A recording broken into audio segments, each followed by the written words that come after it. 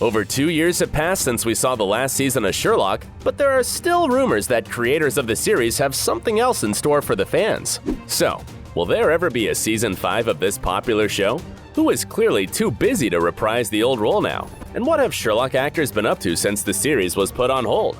I'm Dylan, and you're watching OSSA. Let's journey towards finding some answers to these questions.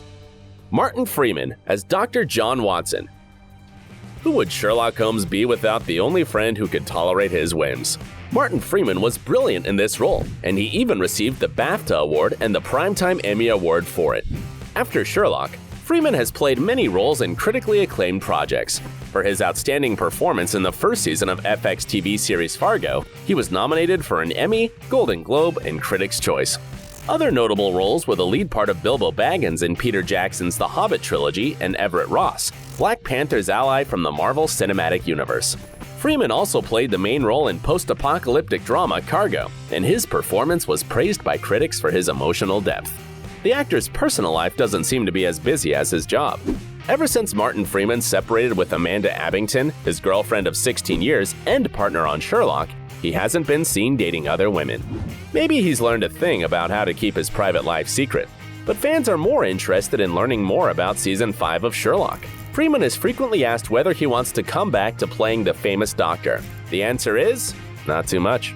In an interview with The Telegraph, the actor said, "I think after Season 4, it felt like a pause. I think we felt we'd done it for a bit now." Freeman also acknowledged that he likes stopping doing something when you want to instead of being forced to continue. "We wouldn't come back with something that was quite good. It would have to feel really, really special. It was that kind of show," the actor said in an interview with Digital Spy. So it looks like he needs to be really interested to come back to playing Dr. Watson. Unlike Freeman, another actor is open to the possibility of returning to his role. Keep watching to find out who it is. Amanda Abbington as Mary Watson. Freeman's on-screen wife and former off-screen girlfriend shared quite a lot about their split in an interview with Red Magazine. Although their separation was amicable, the actress said that the first week was the hardest. It felt weird not having her partner around, but she also had kids who needed her care. "It got me up in the mornings," Abbington admitted. Thinking of how the experience has changed her, Abbington comments, "If I had to describe myself now, I'd say I am happier, lighter, more energetic, more open, more confident, and less frightened of life." Although Amanda's Mary Watson died in the series, the actress still doesn't mind coming back to the series. Like that's impossible. Moriarty died too, but he returned, right? Andrew Scott, the actor behind Sherlock's nemesis, shared his experience with the actress. "He said to me, 'You never leave,'" Abbington told Radio 1. "You never really leave Sherlock." And it's true, because they always do flashbacks and stuff like that.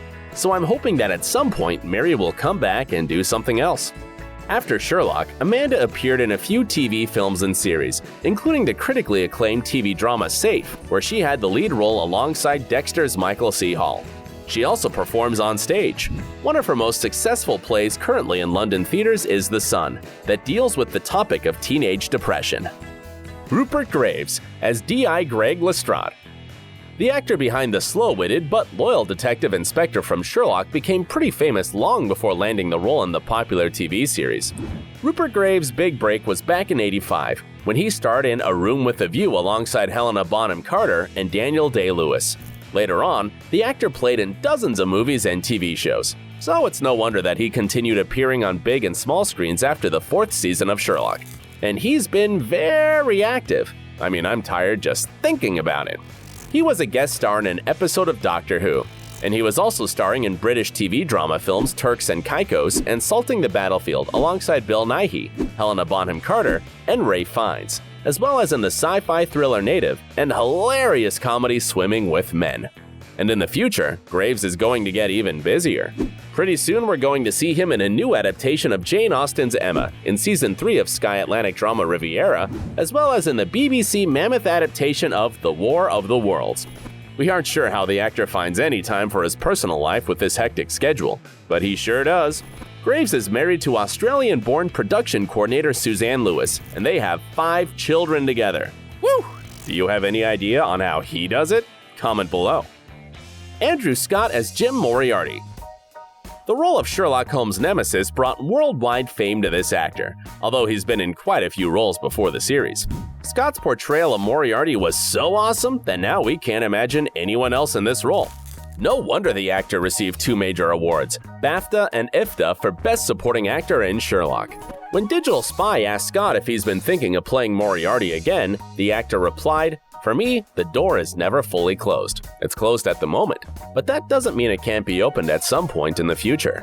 After the series, Scott continued taking over the British show business. He appeared in numerous TV shows and films, including Smithereens, one of the episodes of Black Mirror's latest season. He was the unexpected villain in the James Bond movie Spectre, a co-star in the series Fleabag that won over the hearts of many, and soon we'll see him in HBO's His Dark Materials. The actor has also been active on stage. 2 years ago, he won acclaim for his portrayal of Hamlet and received awards for his other roles. Way to go, Andrew. We're proud of you. Louise Brealey as Molly Hooper. The specialist registrar who had a crush on Sherlock, this pretty woman charmed us right from the beginning of the series. Ever since the series was put on hold, Louise has been keeping herself busy as ever. Apart from roles in movies and TV shows, she's been doing a lot of plays. Critics describe her work on stage as excellent, impressive, highly compelling, and astounding. Doesn't it make you want to go find the theater where she plays and see her on stage? Besides, Brealey is also a narrator of audiobooks. One of her works, the audiobook edition of The Girl on the Train by Paula Hawkins, even received an Audio Award for Audiobook of the Year. She's also a performer in Letters Live, an event where she reads World War II love letters along with other famous actors, from her Sherlock colleague Benedict Cumberbatch to Sir Ian McKellen and Tom Hiddleston himself. Oh, and let's not forget that Louise is also a writer, editor, and producer. She co-wrote, produced, and co-starred in BBC Two's comedy drama The Charles Dickens Show a few years ago. You go, girl! Just don't forget about your personal life, which we sadly don't know anything about. But don't feel frustrated. Other Sherlock stars are more open about what they do when they don't work. Mark Gatiss as Mycroft Holmes. If you're a fan of Sherlock, and you probably are since you're watching this video, you have to thank this man for it. Without his work alongside Stephen Moffat, this all-beloved TV show wouldn't exist because the two of them were the creators and writers of most of the episodes. A huge kudos to you from all of us, Mark. Apart from being an actor and screenwriter, Gatiss is also a novelist, producer, and director.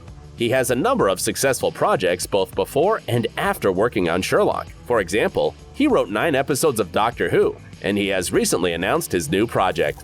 Alongside Stephen Moffat, again, Gatiss is going to write the upcoming TV series Dracula, based on the eponymous novel by Bram Stoker. It'll be released on Netflix and BBC One, and it'll have 3 episodes. This series will once again explore the history of the vampire count. As Gatiss puts it, Dracula, to my delight, has once more risen from the grave. In an interview with Radio Times, the celebrity shared, "As a lifelong horror fan, and of Dracula especially, this was a wonderful chance to get back to the vampire's roots, examine the strange character of Bram Stoker himself, and immerse myself in the vast and joyous cinematic legacy of the Count." Isn't this man a genius? And he's very open about his personal life. He's never hidden the fact that he's gay, and he's been married to British actor Ian Hollard for over 10 years. Benedict Cumberbatch as Sherlock Holmes. While being a family man and a great dad at home, this guy is still the busiest of all Sherlock cast members. He isn't only popular in Britain now, but he's also taking over Hollywood by storm. Playing the legendary detective gave him a myriad of fans and a huge number of job offers, from the role of Sorcerer Supreme Doctor Strange in the MCU, to voice roles in How the Grinch Stole Christmas and Jungle Book, and to lead roles in biopics The Current War and The Imitation Game. And let's not forget the staggering TV series Patrick Melrose that got Cumberbatch a BAFTA award. In December, we'll also see him in the war film 1917, along with Colin Firth and Andrew Scott. While next year, he'll co-star with The Crown's Claire Foy in biopic Louis Wain, about a painter who became famous due to her amazing paintings of cats. And of course, we're looking forward to seeing Ben in the upcoming Doctor Strange and the Multiverse of Madness. It's going to be legendary. I don't know how he keeps up with everything. I bet he wishes he actually had the Time Stone. Did you know that Cumberbatch has strong principles when it comes to choosing a role? Being a feminist, he always makes sure that his female co-stars receive equal pay. It's all about implementation, the actor said to Huffington Post. Equal pay and a place at the table are the central tenets of feminism. Look at your quotas. ask what women are being paid and say, if she's not paid the same as the men, I'm not doing it. Besides that, Ben also has a production company whose goal is to create high-quality female-led projects. And he doesn't mind if one day he lands the role of an objectified man-toddy in a female-centered movie. If it's good enough for Chris Pine in Wonder Woman, it's good enough for Benedict Cumberbatch, he comments. So, will there be another season? But let's come back to our initial question because we really want to know if there will be the 5th part of the series about the iconic detective. Of course, all the actors are too busy doing their own thing these days, so they have no time for the series. But what do the show creators have in mind? As of now, BBC hasn't renewed or canceled the series, creating even more rumors among the fans. Meanwhile, the show creators Stephen Moffat and Mark Gatiss fuel speculation by saying that they will be surprised if they never make another season of Sherlock. But still, they suggest that it won't happen in the immediate future. Nobody has ever closed the door on Sherlock, Moffat said to Radio Times and added, "When? I don't know. I think maybe the time for a longer gap is upon us." Would you like to watch Season 5 of Sherlock? Or do you think that it has already received its logical ending in the Season 4 finale? Share in the comments, don't forget to subscribe to our channel, and stay awesome! Thanks for watching!